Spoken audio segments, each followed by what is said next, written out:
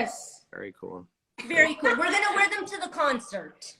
Yes, we're coming to see you. Oh, Donnie, one question about the coming to Toronto. You're doing the one show, and usually all of us blockheads are waiting for that second day to show up, and this time there wasn't any. Okay, what do we talk about at the beginning about manifesting? So I'm gonna start. Okay. Okay, that's fine. No problem. All right. We will manifest more. Gotta manifest, you Yeah. know. But we will Manifest. see you on the 22nd. Are we gonna meet them backstage? Yes. We're coming backstage. All right. We'll look forward. Be ready. Yeah. I'm never presumptuous about things. I trust that all will be okay. So I don't presume to think we could do a second Toronto show. And, you know, I just trust if it's meant to be, it'll be. And you know what, if it's not, you know, there's like hotel lobbies where we can just all meet, and there's a restaurant that has Wahlbergers. we can go hang out. We'll figure it out. All right. That Yeah, sounds good. great. That sounds amazing. great. We're so happy. How's Jenny? She's good. She's doing Masked Singer right now. Yeah. Awesome. Oh, yeah, That's good. great. That's She- super good. Yeah. So she's I think they've shot one episode. That's exciting. Mm-hmm. And Yeah. I just finished my 250th Blue Bloods. I can't even believe it. Oh, Yes, we that's saw awesome. that. That is fantastic. Congratulations. That is amazing. We love your bloopers. We watched it today. Yeah, you did a good job. I with the love Blue that. So, So- you added music and stuff. So the bloopers, that just sort of reminds us of how much fun you are having behind the scenes on an everyday basis. Yeah. That's You awesome. have to. You have to have fun because it's a long day. It is. The last 3 days were especially long. But it's hard to explain for people that have visited the set, and I know there are people commenting here, I'm sure. But Yeah. it's really it's probably what if you think of me however you guys think of me, but in the best form of that. Yes. Right. That's what it's like. So it's like you know, if I walk from my cabin to the concert on the cruise, I'm going to pass 1,000 people and say hi and laugh and joke and, you know, and Make the best of it. and have fun every single moment and every That's single. awesome. Love So- it. Yeah. Crew work harder than any of us actors do. So I try to keep entertained and having fun. And, you know, I work in an industry or industries where, you know, the talent are really spoiled, and it's you know, on Blue Bloods, it's the greatest example of how, you know, us actors get treated. Like Right. the crew are always like, they're carrying camera, lights, Yeah. lugging. You know, we finish a scene. I might do a really exhausting fight scene that takes a long time and a lot of effort, and I do it myself. You know, there's no stuntman doing it. I'm doing it. Awesome. Right. Yeah, we saw Now, clips of that too. we finish the scene, and everyone's like, "Oh wow, oh wow, oh man, Donnie, you must be exhausted." As Right. they're literally like pushing a rig that weighs like 2,000 pounds. I know. I Yeah. know. See, Hold these on. are things that we Unload don't the know. truck.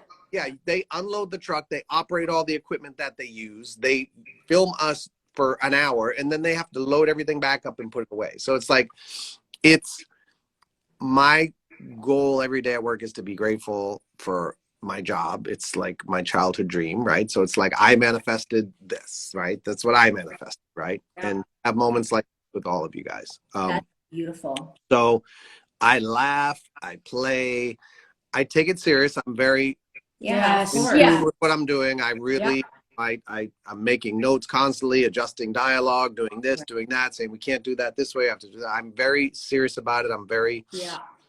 try to stay very in tune to what's going on, and aware of what's needed and Right. what's, but also just mindful of having a good time and reminding everyone on set to do the same. Have fun. Yeah. Or we'll do our first rehearsal of the morning. Like we were shooting the 250th dinner scene yesterday, and there's 100 crew members standing around watching, and there's so many restrictions with masks and all this stuff. Oh, yeah. It gets tiring for everyone, and I just thanked everyone again. Like it's not even possible without our crew. It's not possible without you guys. But in terms of bloopers, I mean, it's a blooper machine with me. It's like, man, they were good. I love the one that you go like this. So much fun. Like that on top of the guy, like you're pretending you're hitting him and you're like jumping on them and fighting them. It's amazing. It's so much fun to see that because, we know that you like to have fun. We know how you are, your persona is on stage. Yes. We see all of that, and then we see you on Blue Bloods. But then to see you not really, how do I say this? Just being you. Yeah, being more like so serious, maybe. Like just being you with everyone around you. It's like it's a beautiful thing. It's nice to see that as well. It's a lot of fun. I bet. I'm grateful for the success of the show, but I love going to work with the cast and crew. That makes it. It's like with any job. If you don't love the people you work with. But it's an amazing cast, right? Yeah, for sure. That's what I'm saying. That's why he loves it too, right? There's always going to be challenges and stuff like that. Yeah, and it's like it's my responsibility to stay in the light, when there's difficulty, and to be open and receptive and to adapt. If I don't like the way something's going at work, it's up to me to change me. Because I can always change it, right? But I can change me. So to me, it's like I've just become so adept at, staying positive that it's like, oh, there's a giant boulder rolling at me. Oh, street, we can shoot over there. It's all good. It's like just keep it moving. Just always keep adjusting and adapting and just being grateful. That's awesome. You know what? Remember we were talking. We were talking on the couch, and I'm like, we wonder what made you want to be part of that show? Like when you read the script, like were you right away like, oh yeah, I want to be on this show. I want this. But the role is perfect for him. Yeah, right. Did you know right away that you wanted this role? Well, there's a Canadian story involved in this. You guys, I'm surprised you haven't heard the story, but. I think somebody, Meg's Trana reminded me of this yesterday, I think, in a message. So I was going to, Jordan Knight was putting out his solo record, the one with Stingy on it. And great song. Higher, right? So that he had recorded that record. Yes. And I had just for fun put out my couple of songs, If You Want It, I Got It, and Rise and Grind, right? So I put out those songs. I just recorded them just on a whim and just put them out for fun. And so Chum FM started playing I Got It like all the time up there, right? So I was like, Chum FM is awesome. It became like a big record in Canada, like on a whim, right? So Jordan had recorded his album and wanted to sort of follow suit and go up to Canada. And I said, well, let's go up. I'll try to help you get a record deal. We'll go see David Corey at Chum FM. We'll go here and we'll go do this and we'll go do that. And he was like, you'll really go? And I was like, yeah, let's go. So I was just being a wingman for Jordan. I love it. And having his back and going up there. And on the way up, I got email on my since deceased BlackBerry from oh my God, so long BlackBerry. Yeah, and he was, oh, Tuffy's here. Tuffy! Hey, Tuffy! So I got an email from my manager, and it was a script called Reagan's Law. Okay. And I was like, oh, I don't know what that means. It sounded a little old for whatever reason. So anyway, I read the script, and I was like, now I had told, you want to talk about manifesting? Yeah. Wow. You want to talk about it? Absolutely. Yes. Told my manager before, they call it pilot season, before they start making all the new television series for the year. I said, listen, here's what I want to do. I'm not leaving my band. I'm going to keep touring and doing all this stuff. I want to do a series where I'm the guy, but I'm not the guy. I want sort of like there was a show West Wing that was big in the States a while ago. It was Martin Sheen was the president, and all these other great actors were like the cabinet. Right. And I was like, look, if it could be a show where it's like an old established TV star or movie star, they're the older guy in the show, but I'm the guy that's going to run through the walls and do all the heavy lifting. That would be the perfect TV show for me to do a TV. Oh, God. Okay. So I land in Toronto. I read the script. My manager says, hey, read the script. I read it. And again, I'm there for Jordan's business. I'm not. So I read it and I'm like, okay, this is cool. This character's on the edge. Now, I had done a pilot years ago called NY70 with myself and Bobby Cannavale. And it never made TV, but it was great. It was a great show. I don't know if there's like a trailer of it on YouTube or nothing, but it was awesome. I was like, this is the greatest thing ever. That's awesome. That's cool. It never got on TV though. I was heartbroken. So anyway, I read the script. I'm like, okay, this is good. This character's really good. I could definitely have fun with this character. And I think it's the best character I've read since the NY70 show that I did. Oh, wow. And then I got to the dinner scene and I was like, this is like my childhood, but with grown-ups, like Right. fighting with his sister and, you know, everyone's arguing. Amazing. Grouchy dad at the head of the table. I was like, Right. this is my life on screen.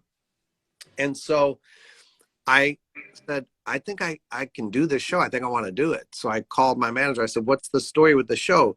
He said, well, it's kind of what you wanted. Right. Manifestation. He was like, they want Tom Selleck, I think, is going to be the dad. And I was like, okay, all right. Yeah, I'm not too old to be his son. That could work. And that's the good news. The bad news is there any way you can get to Toronto for a meeting? I was like, what? He said, they're shooting the first half of the first episode in Toronto.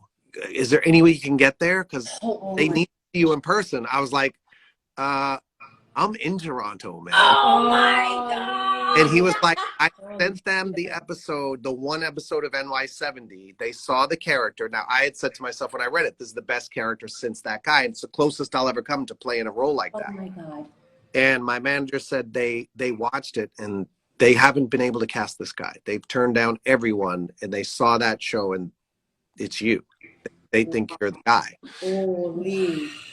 So I quickly looked up how tall Tom Selleck was. Yeah. How tall is he anyways? He's like 6'4". He's tall. He's huge. He took it off from me. So I went and got some Timberland boots with a little extra heel. Oh, yeah. Oh But my at least God. sort of look like his son. Oh, man. And I went and met with the late great Leonard Goldberg, rest his soul, and Robin Green and Mitchell Burgess, who created the show, and they were from The Sopranos. So I was like, wow, they were writers on The Sopranos. This could be really cool. So I literally left the meeting. Jordan and our manager Jared were in the car waiting for me, and I walked out and I was like, oh, I think I'm coming back to do a TV show in 2 weeks. Wow. Oh, you know, I put someone else's. Sorry, I saw someone I want to say hi to. I Yeah, put. yeah. Go.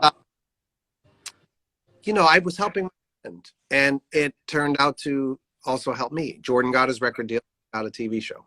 Oh, Wow. man. See how things happen? Man, you literally just, need to put it out there. Mm-hmm. Yeah. You manifest and it happens. You got to hustle sometimes for it. No, for sure. You got to hustle for it. So, really quick, I don't want to sidetrack because I'm here for you guys, but No. I think I just saw. So, if anyone saw my anniversary post, Ray McElroy, the Reverend who renews me and Jenny's vows all the time, is on here. Oh, that's so He nice. joined us. That's amazing. That's so nice. That's Ray, awesome. you're there. I love you, man. He's Aw. the greatest human being, and he's just That's so sweet. Thank you, so Ray, great. for joining. Yeah, he's amazing.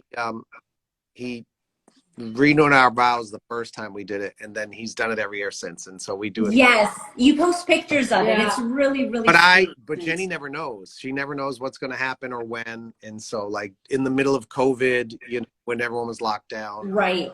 She thought she had a Zoom meeting, and it was him, and I was. He shows up. That is so amazing.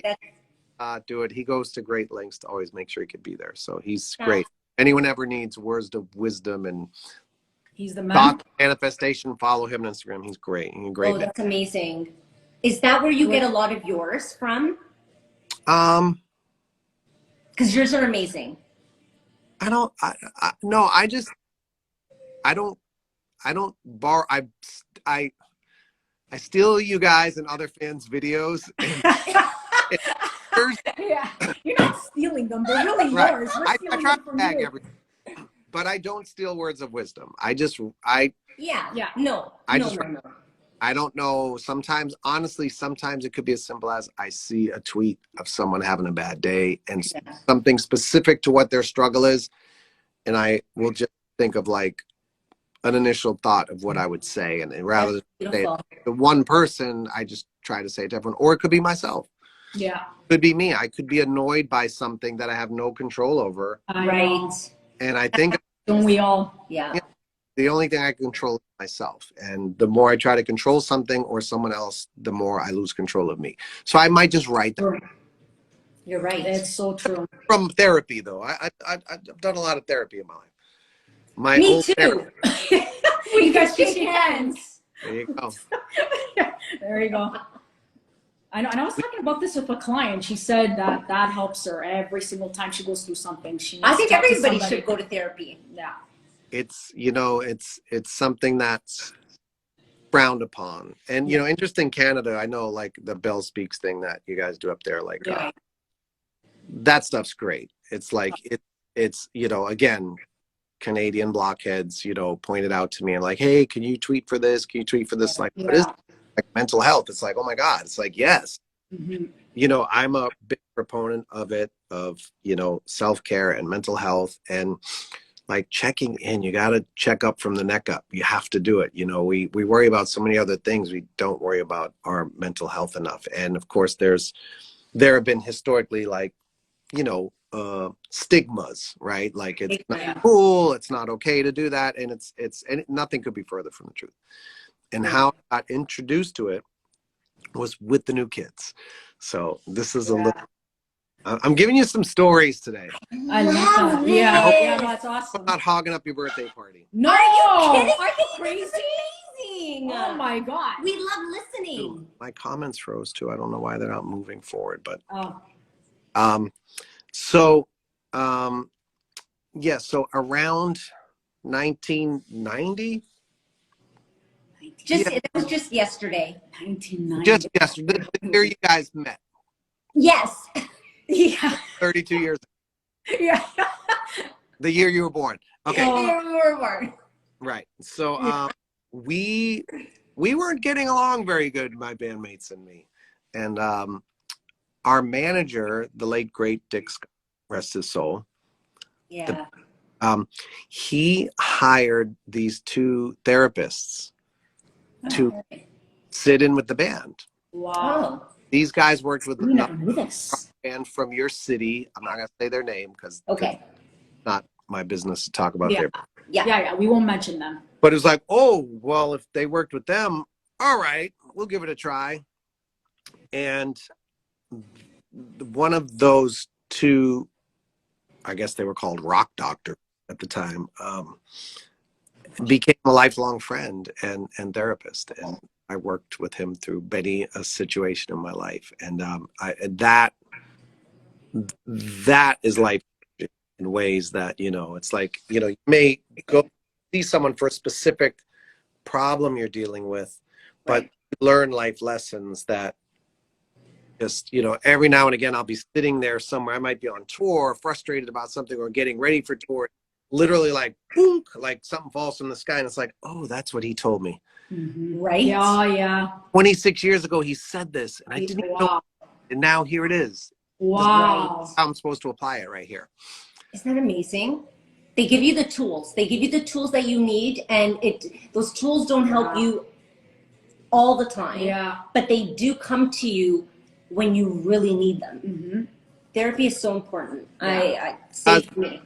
Right. And we need those tools because most of us, we have a tool belt for survival. Yes, we And do. we all have a tool belt on our waist and We do. other tools, right? But we acquired those tools when we were little kids, learning how to survive in our households and stuff, right? That's true. Or in school with a bully, or, you know, in my case, in a house that was chaotic with screaming parents and, you know, running away and this and that. Total chaos. And when crises come up, we unwittingly pull out a tool that we put on our tool belt when we were 6.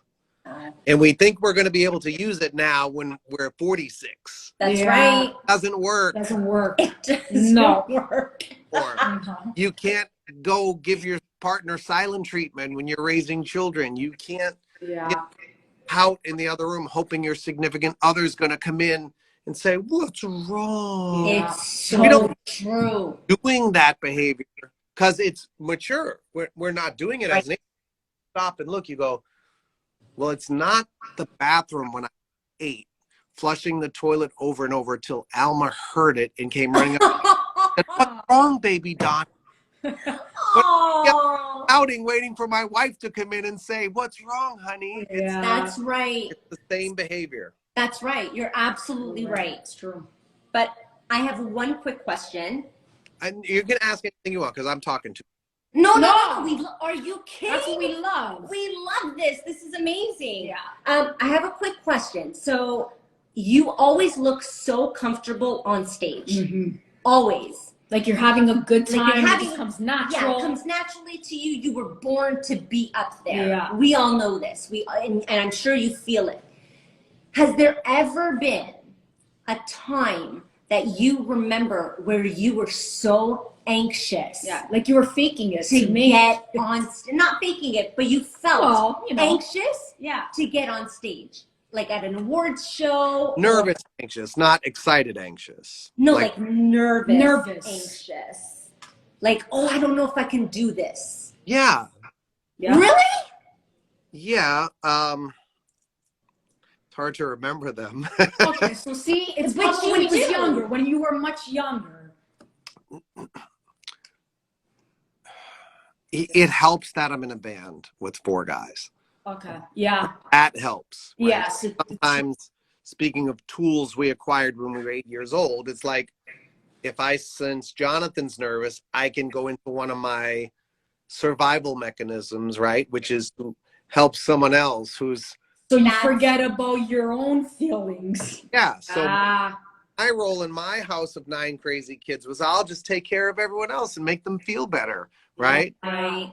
So I can still apply that, you know. So if I'm nervous about a show, it's like, you okay, John? How you doing? You know, I can check on. It's almost like you're talking to yourself. What's that? You're talking to John, but it's like you're talking to yourself. Right. Absolutely. Well, that's project. That's project. Right. Yeah. That's exactly what. Literally, and that's something that, you know, and John typically now is like, yeah, I'm good. What are you talking about? I love it. I'm John. That's what I'm doing. I love it. He's never nervous anymore. That's awesome. Never. I love that. Because when you get older, maybe you like feel more confident, right? Like I love that. Comfortable in your own skin. You're having fun. You're like, you know, two times recently. I won't say I was what you were asking, Nadia. I wouldn't say I was that. Okay. Like nervous or anxious to go on stage, but I was anxious and nervous and unsettled. Okay. And that was Fenway Park this year. Just because it was so much work that I'd been doing for months and months, like, right. And it was a real undertaking to put that show together and for one night, right? So typically all the work that went into that show is for an entire tour. Yeah. Goes wrong. We fix it after the first show. We say, oh, that was wrong. That screwed up. That light didn't work. This video got screwed up. And we fix it, right? And by everything's like a locomotive steaming down the track. but this was one shot, right? Wow. So I wasn't nervous about myself or anyone in the band. I just was literally like every firework, every confetti, every single thing. And the dancers on the opening song, Yeah. saw it in person or on YouTube. It was like one of them almost fell off the stage in rehearsal earlier that day. And in my mind, I'm like, Oh my God. please, please, please, please, please, please, Please don't let it happen. Please don't let it happen. Please don't let it happen. And I'm literally like, okay, where's the fireworks? Okay, where's this? Okay, where's that? Okay, where's that? And It was worry. Yeah. yeah, I was there and having fun and in the present moment, but it's the most I've probably ever been like one eye just looking behind me, making sure everything's happening when it's supposed to. Wow. Yeah. Like when we did the old Exhausting. yeah, when we did medley, when D Nice came out, it was like, and even before the show, it's like Love I had that. to plane to pick up D Nice and fly him in, and it was like, Ah. is he on the plane? Okay, is he good with this? Okay, is this so many things I love it. on, right? It was so much. And then it was our first time really being out doing anything since the pandemic started. The other time was the American Music Awards. Oh, that was amazing. Yeah. Thanks. And again, similar situation, but I wasn't nervous about the performance. I was very excited. I'd worked on it. So New Edition's choreographer, who also choreographed us for years, is Brooke Payne.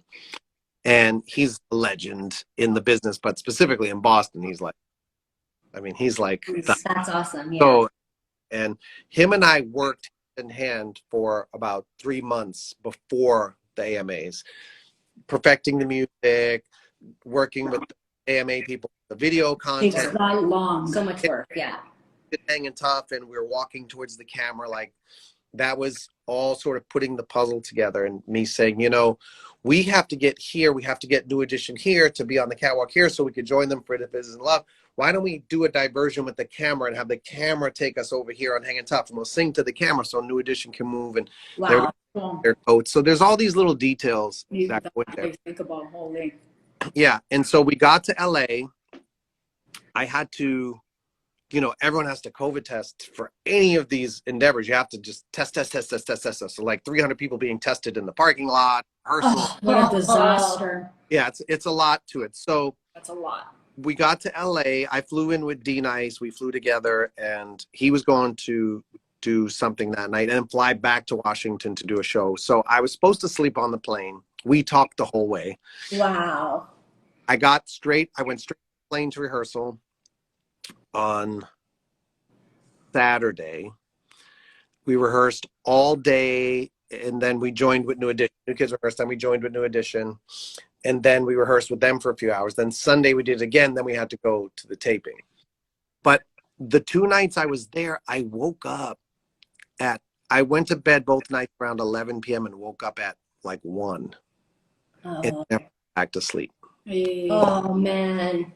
So I flew to LA on no sleep and then didn't sleep. I'm like, yeah, after rehearsal, I'll sleep. No problem. I've done this a million times. Like, every time we get ready for a tour, I sleep in the venue like the last 2 nights and wake up, because I'm working on lighting and stuff till 5 a.m. I'll sleep in the dressing room for 2 hours, get up and then go work on the show some more, right? This is nothing to me.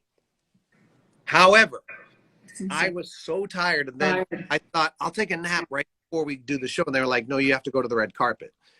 And it had been cold in LA all week. And now this particular day of the show, it was like 90 degrees. And I was so exhausted. I've never been so exhausted. I was like, I'm not going to make it to the red carpet. Wow. I was like, let me just put on clothes and then I'll at least look good. And then maybe I put on my clothes. I was like, all right, about 30 minutes of energy. I got 30 minutes. I can do interviews and take pictures. Let's go. I look good. So, You did. You looked great.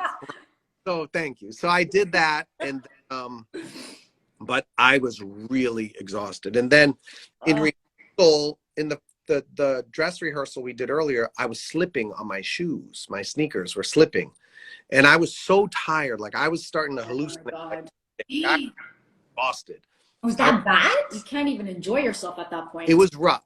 So I was like, okay, this was the first time in my head I was like, oh, so I've done this step by step, you know, the footstep, like I've done it. Yeah. Yeah. Rehearsal. Yeah. I almost, I love it. and I was like, I can't flip on the American Music Awards when we're finally performing with New Edition, our idols, and like, this is where we show everyone who doesn't know who are the real founding fathers of the boy bands, New Edition, right? This is such a big show. It's like, I can't be the Oh my God. grew up my dance steps. Like I can't. It was so epic. Yeah. I know. No, I would never have known. I just kept saying to myself, once that screen lifts up, and I knew where D Night was sitting, I knew he was going to be with Flav, and I knew where certain friends were in the audience, and I knew the pit was going to be full of screaming fans, and I was like, all right, dude, you're not going to fall. Take your. But I was really, this is the most I was like in my head about a performance. Oh, like, wow. Really? Well, because you were so tired. Maybe you were just overwhelmed, tired, man. I've been planning it for months. Like I knew every beat that had to happen, but again, I haven't been this tired. Wow. Tell you how long. So you can't concentrate when you're that tired. After the red carpet, got another pair of sneakers, and I said, Victor, our state road manager and security guy, he was like, do you want to take a nap? I was like, I can't sleep. I'm going to keep thinking about sliding on stage. I said, so I want to get this other pair of sneakers from the trailer, and I'm going to walk back. So you got to walk like 2 blocks to go back to the stage. I want to sneak on the stage while Cardi B's over there talking, we're dancing, and see if these shoes won't slip. That's amazing. So I walked all the way back and I did the twirl. I did the step by step. And it was perfect. It was perfect. I was like, all right, at least I'm not going to slip on my shoes. Now I just might pass out from exhaustion. So I went back, and I just kept saying, when the screen lifts, Screen goes up. you're going to be, when the screams start, and you know what made me relax? What? Prayed, first of all, behind that. I prayed. Of course. God, please, please, please. Please. I was like, come on. Come on. He was back there. My whole life, right? Yeah. So I thought to myself, I said, okay, you need to stop. Words of wisdom, guy. You need to get present. Oh. Yeah. And I said to myself, I said, how many times have you been on the cruise with no sleep? Yeah. I don't know how you guys. Hungover, dehydrated. Yeah. 40 minutes from the after party and go do a photo shoot with the whole boat, then go do an event, then go do the concert. You do that concert on the boat. Oh my God. I don't know. With like, you've been sleep. before, and you've done great. So stop it. You're like, you're gonna manifest the worst case scenario instead of Yes. Yeah.